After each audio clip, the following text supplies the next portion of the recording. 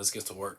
So I wanted to go over, what do you do in a bear market? Stocks is selling off, seeing a whole lot of red, money being lost, people freaking out, right? What do you do? I'm gonna show you and explain to you what a bear market is, how to identify one, and I'm gonna give you 3 things that you need to be doing during a bear market to put yourself in the best position to succeed when that bear market eventually ends. Yeah, if you don't know nothing about me, you know I'm go get it.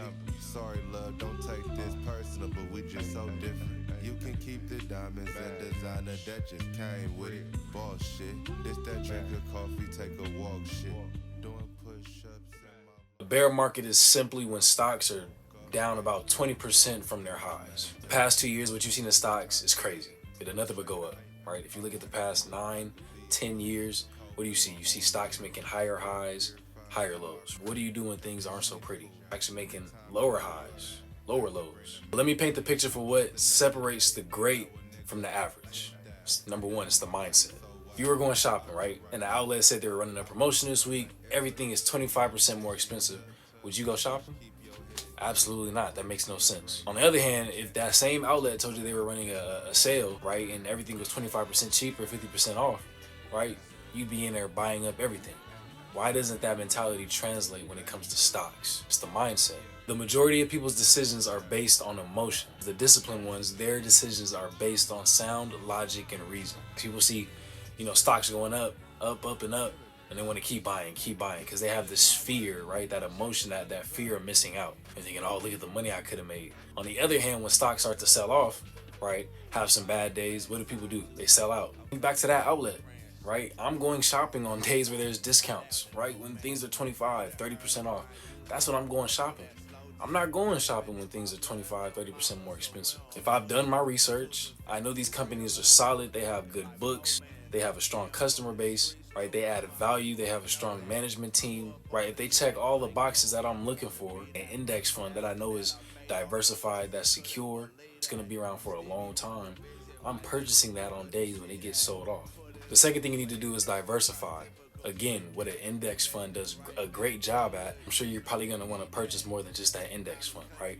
So there's actually some sectors or types of companies that actually perform well during bad times. We call defensive stocks. Well, defensive stock is a company that has a good or a service that you as a consumer are going to purchase no matter how the economy is doing. Whether the economy is great, everybody's making money, or whether the economy is terrible, people are getting laid off, there's less money in the system, you're gonna purchase these things no matter what. A great example of that: food, water, right? You still gotta eat, you still gotta drink, you gotta pay your electric bill, you gotta pay your phone bill. So these are companies that are anchored. So these could be really valuable during a time period when a lot of stocks are selling off, right? Because again, they're safe, right? They're not going anywhere. They provide too much value. Real estate, people will always need somewhere to live, right?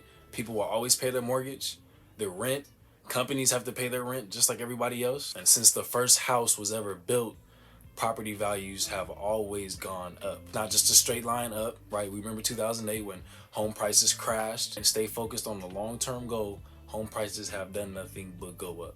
Why? Simple supply and demand. Like I just said, they're not making any more dirt, and people will always need somewhere to live. I'm not telling you to buy all of just one thing or to bet it all on one. No, the whole point is to diversify, to build that portfolio so it's protected. The third thing you need to do is dollar cost average. Again, a lot of people might throw their money all at once. They try to get rich quick and just throw a whole bunch of money in there. No, you take the emotion out of investing. It's just like paying a bill. Every single month, I put this amount of money and I purchase the same stocks. So whether that price is up, right, whether it's down, I invest that same dollar amount every single month, whatever your schedule is, and it averages out all those previous purchases. So again, as those stocks are coming down, I'm buying here, okay, then I'm coming down, I bought some here, and now my average is going lower. Find that dollar amount, put it in every single month, right, into those companies that you like. Takes the emotion out of investing. I've done my research. I know this company is solid. It's not going anywhere. It adds too much value. They have great management. I could care less what that stock price is doing, right? I'm treating this just like a bill.